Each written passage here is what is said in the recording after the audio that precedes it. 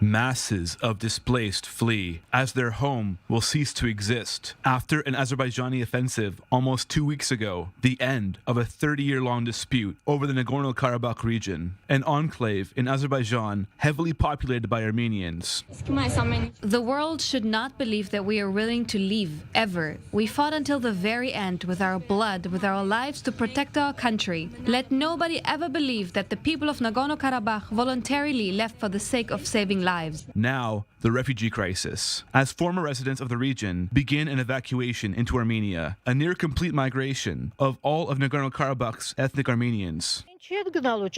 We don't know where to go now. We are homeless people. We are willing to settle in the interior of Armenia, not in border villages or towns. We don't want to live in the border zone as we are fed up with the war. We want to live in a place where we won't hear any more shots. The United Nations Refugee Agency has begun to document the exodus as, at the invitation of the Azerbaijani government for the first time in 30 years, a UN mission arrives to the region. This is a situation where they've lived under 9 months of blockade. It's not something that has just happened where you pick up and you go.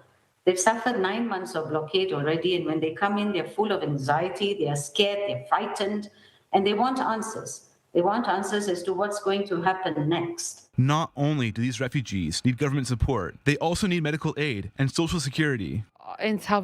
Many people have experienced mental health problems. Some are suffering physical illnesses. There are also many chronically ill people, like those with diabetes, children who are hungry, and people who have a cold. Almost all children under 1 year old have a cold or fever. We provide first aid and medications. Then they will be registered at local clinics for treatment. The displaced people first arrive in the border city of Goris. From here, they are registered and transported to their temporary residences. The Armenian government is providing financial aid for these refugees, but as the wave increases the Armenian population by more than 10%, the authorities won't be able to cope with the influx without significant international aid.